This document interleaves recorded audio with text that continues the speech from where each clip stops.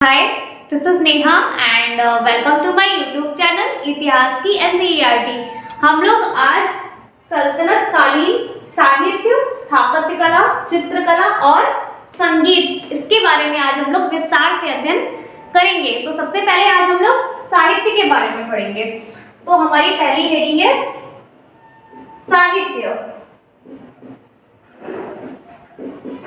हम लोग सल्तनत कालीन साहित्य के बारे में पढ़ रहे हैं। तो सल्तनत काल में ऐसे बहुत सारे देश थे उस समय जिसमें फारसी भाषा जो थी सल्तनत काल में राजभाषा बनी हुई थी।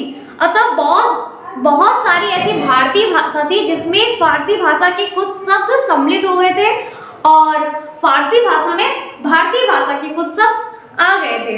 और जो सल्तनत काल था उस समय दिल्ली अरबी व फारसी साहित्यों की विद्वानों की उस समय केंद्र बन चुकी थी। दिल्ली फारसी और अरबी भाषा के साहित्यों की केंद्र दिल्ली उस समय बन चुकी थी। और साथ में जो महमूद गजनी था उसके समय में फिरदौसी और अल-बरूनी नामक प्रसिद्ध विद्वान और कवि आए हुए थे और इनसे साहित्य में बहुत बड़ा योगदान हमें देखने को मिलता है। जो अल-बरूनी है, अल-बरूनी, इनके बारे में हम लोगों ने पढ़ा था कि संस्कृत पढ़ने वाला ये पहला मुस्लिम विद्वान था। और फिरदौसी, ये सब प्रसिद्ध विद्वान है। ये किसके साथ आए थे? महमूद गजनवी के साथ भारत में आए थे। और मंगोलों के डर से बहुत सारे ऐसे विद्वान थे और साहित्यकार थे जो मंगोलों के डर से दिल्ली के सुल्तानों के दरबार में शरण लिए हुए थे। और एक प्रसिद्ध विद्वान है जिसका नाम था आमीर खुसरो। क्या नाम था? अमीर खुसरो। इसने भारत के बारे में बहुत ही सुंदर वर्णन किया है जिससे उसका भारत के प्रति प्रेम भी झलकता है। अमीर खुसरो लिखता है भारत के बारे में। अमीर खुसरो लिखता है कि मैंने भारत की प्रशंसा दो कारणों से की है। एक तो यह कि हिंदुस्तान मेरी जन्मभूमि है और हम सबका वतन है। वतन से प्यारा अर्थात वतन से प्यार करना एक अहम फर्ज है। हिंदुस्तान स्वर्ग के समान है। इसकी आबो हवा खुरासान से बेहतर है। यह हरा भरा है और साल भर फूलों से लदा रहता है। यहाँ के ब्राह्मण अरस्तु जैसे ज्ञानी हैं और विभिन्न क्षेत्रों में बहुत सारे विद्वान हैं। ऐसा आमीर खुसरो भारत के बारे में वर्णन करते हुए लिखता है। इसके बाद इस समय में साहित्य के नाम पर बहुत सारे लोग थे जो यशोज्ञान करते थे साहित्यों में और धार्मिक पुस्तकों की भी रचना हुई थी सल्तनत काल में इस श्रेणी में। जैसे कि नरपति नाल का था बीसल देव रासो। नरपति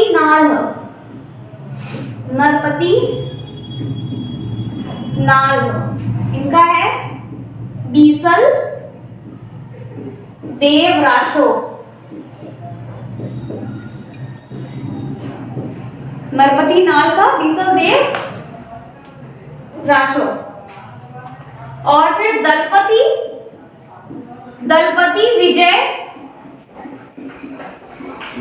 विजय का है। दलपति विजय का खुमान रासो।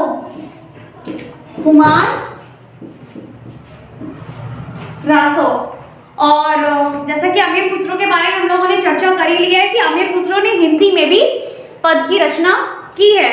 भक्ति आंदोलन के जैसे संत थे जिन्होंने जैसे कि कबीर, गोरखनाथ आदि ने ईश्वर स्तुति में बहुत सारे गीतों की रचना की है। इस काल में सुप्रसिद्ध प्रेमाख्यान तथा ऐतिहासिक महाकाव्य जिसका नाम है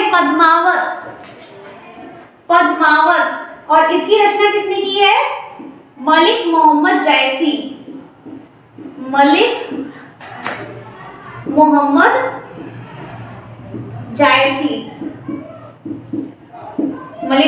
जायसी ने पद्मावत की रचना की है। इसके बाद इस तरह से साहित्य हमारा समाप्त होता है। अब हम लोग अगली हेडिंग स्थापत्य कला के बारे में पढ़ेंगे।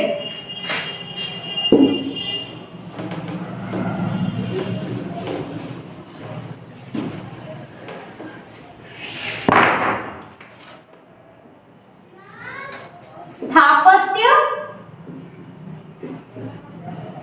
कला।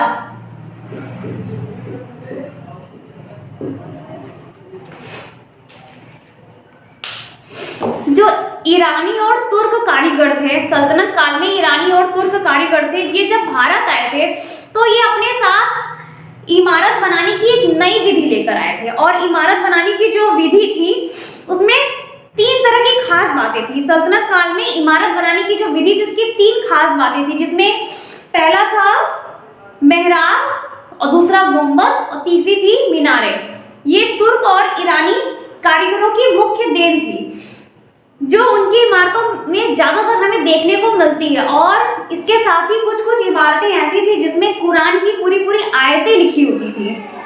और इस तरह से हम लोगों को उनकी कुछ शैलियां हमें देखने को मिलती। और ये जो शैलियां थी वो हमारे भारतीय शैलियों में भी आके मिल जाती। इस तरह से हम लोग कह सकते हैं एक जो शैली उत्पन्न होती है उसे हम लोग मिली जुली शैली के नाम से भी जान सकते हैं। तो मिली जुली शैली क्या होगी? मिली जुली शैलियां। और ये जो मिली जुली शैलियां, इसमें क्या होता है कि जो ईरानी और तुर्क कारीगर थे, जो इनका इमारत बनाने का जो तरीका था, जैसे कि इनकी जो 3 तरह की इमारत बनाने की विधियां जो ये लोग लेकर आए थे, जो इनकी 3 खास बातें थी जैसे मेहराब, गुंबद और मीनारे, ये जो खास बातें थी ये जो ईरानी और तुर्क कारीगरों से हमारे भारतीयों ने सीखा और भारतीयों से ये ईरानी और तुर्क लोगों ने हमारी शैलियों को ग्रहण किया और उनकी शैलियों को हम सब भारतीयों ने भी ग्रहण किया। तो अब जो मंदिरों में हमें मेहराब देखने को मिलता है, जो मेहराब क्या होता है, ऐसे इस तरह से होता है, जैसे मंदिर है उसमें इस तरह से मेहराब का बना होना, ये थोड़ा सा ऊपर इस ये हमें ऐसे देखने को मिलता है ना मंदिरों में, तो ये मेहराब है। मंदिरों में हमें ये मेहराब, ये ईरानी और तुर्क शैलियों के द्वारा हमें मिला है। तो जब ये लोग पहले मस्जिद बनाते थे, मुस्लिम थे ये लोग, मस्जिद बनाते, मुस्लिम में मस्जिद जो बनाते तो उसमें इस तरह से मेहराब का प्रयोग करते थे। मेहराब बनाते थे, गुंबद बनाते थे, गुंबद इस तरह से गुंबद बनाते थे और मीनारे बनाते थे, मीनार इसके जैसे। तो जैसे कि ये मेहराब बनाते हैं ना, ऐसे ही ऊपर बीच में आके थोड़ा सा पॉइंट रहता है, तो इसको क्या बोलेंगे? मेहराब। गुंबद क्या होगा? गुंबद ऐसे ही, एक सेकंड, थोड़ा सा ऐसा बड़ा सा ऐसे ही गुंबद बनाते हैं, कई पॉइंट्स मतलब कई भागों में बनता है ऐसे ऐसे गुंबद। ये हो गया गुंबद। मीनारे भी इस तरह से कई पार्ट्स की होती है, तो ये ऊपर आके ऐसे नुकीला हो जाता है, तो ये मीनार हो गया।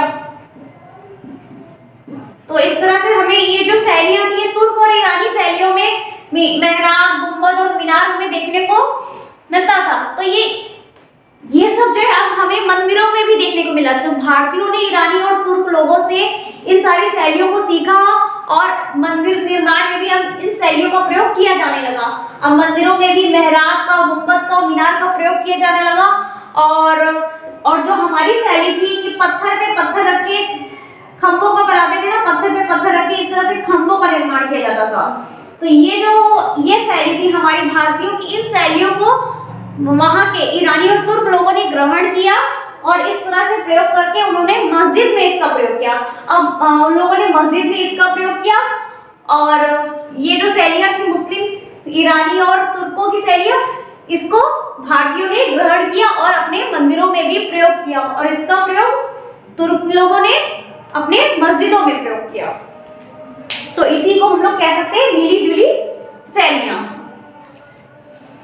तो ये हेडिंग भी हमारा समाप्त होता है। फिर हम लोग अगला हेडिंग पढ़ेंगे चित्रकला और संगीत। हम लोग की अगली हेडिंग है चित्रकला और संगीत।